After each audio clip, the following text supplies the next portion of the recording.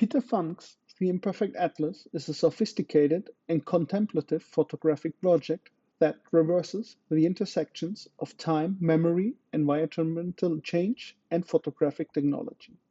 Grounded in an archival and comparative methodology, the book serves not only as a visual record of ecological transformation, but also as a meditation of the very nature of photographic representation and the human desire to map, document, and preserve fleeting moments in the face of entropy. At its core, the Imperfect Atlas is a rephotographic project rooted in a specific geographical region, the Northern Cascade Mountain Range in Washington State in the USA. Funk's endeavor draws on archival photographs and postcards from the early 20th century, taken by photographers who were part of the burgeoning American conservation and tourism movement.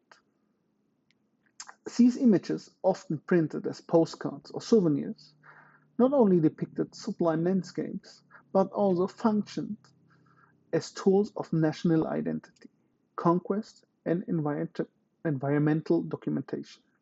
Funk meticulously sourced these historical images and attempted to locate the original vantage points from which they were taken.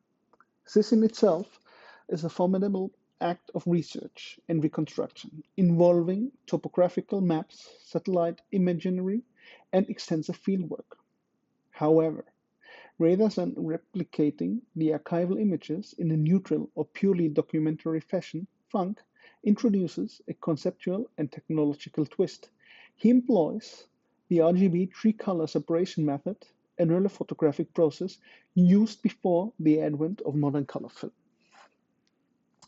The RGB technique involves taking three separate monochrome exposures of the same scene, each through a different colored filter, red, green, and blue. These exposures are then digitally or historically, manually combined into a single composite image where the layered colors simulate full color. It's a method famously used by photographers like Sergei Bokingorsky in the early 19th century to document Imperial Russia in color, and it predates modern subtractive color film systems. What distinguishes Funk's use of this method is that he takes the three exposures over an extended period, sometimes minutes, sometimes hours, rather than in rapid succession. This intentional delay introduces temporal dissonance within each composition image. Clouds shift light, changes, leaves tremble in the wind. The resulting photographs contain color ghosts, misalignments, and chromatic aberrations that are not merely technical flaws, but essential expressive features. They become metaphors for the instability of memory, the impermanence of nature, and the impossibility of truly freezing a moment in time.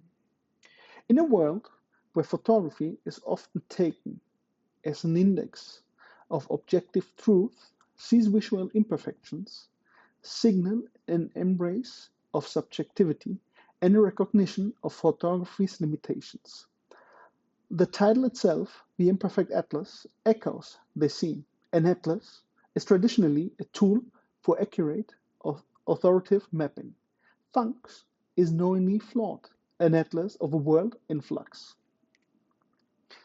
One of the most striking aspects of the Imperfect Atlas is how it visualizes environmental change. When compared to the century-old archival images, Funk's photographs often reveal glacial retreat, reduced snowpacks, deforested areas, and altered ecosystem. Yet, rather than showing before and after in a clinical or scientific manner, the changes are folded into the aesthetic language of the images themselves. The layering of time within a single image through the RGB method mirror the layering of geological and climate time in the landscape. The project resists dictatism. Instead, it encourages a form of contemplative engagement. As viewers, we are drawn into the uncanny beauty of these misaligned visions, sensing that something is off, even if we can't always pinpoint what. The technique subtly aligns with the broader affective experience of climate change, a slow, creeping disorientation rather than a singular, spectacular catastrophe. Funk's work situates itself within the expanding field of climate art, art that addresses ecological crisis, not only in subject matter, but in form. The imperfections and instabilities of the photograph image become visual analogs for the instabilities of the Anthropocene.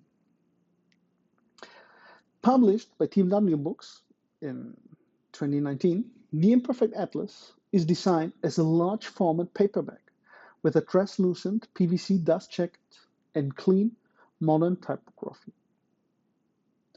It includes 70 color plates across 144 pages and a thoughtful conversation between Funch and the writer William Pym. The sequencing of the book is rhythmic, with alternating quiet spreads and more dramatic compositions. The book form amplifies the meditative quality of the project.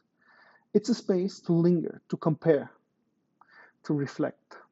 The choice of format and design contributes to the sense that this is not just a collection of pictures, but a conceptual object, a visual essay in its own right.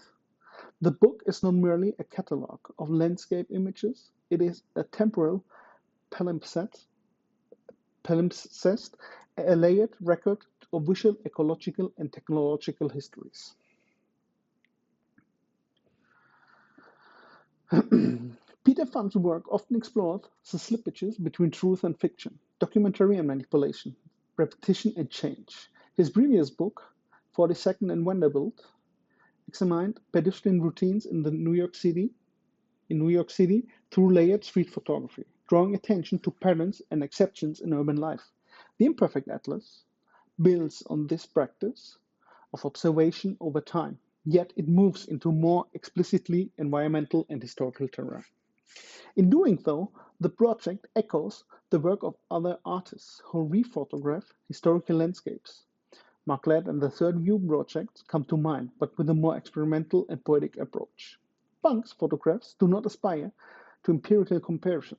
They invite existential reflection. They ask, what does it mean to look at a landscape that is no longer what it was? Can a photograph be a witness not just to what is seen, but to what has disappeared?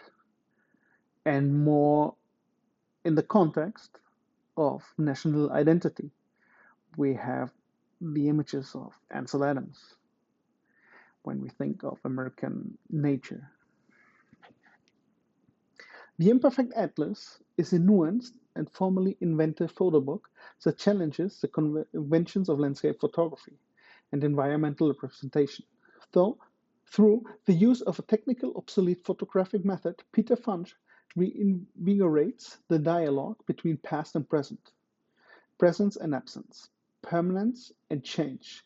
His photographs do not offer clear answers or dramatic revelations. Instead, they create space for ambiguity, for beauty tinged with loss, and for a renewed awareness of our fragile entanglement with the natural world in an age of ecological precarity. The Imperfect Atlas is both a visual lament and a quietly urgent call to perception. Personally, I'm fascinated when photographers explore, develop, or manipulate different techniques, not just for formal effect, but as an essential part of the narrative. In The Imperfect Atlas, Peter Funch does exactly that. He revives an old photographic method, the RGB color separation process, to infuse his images with deeper meaning.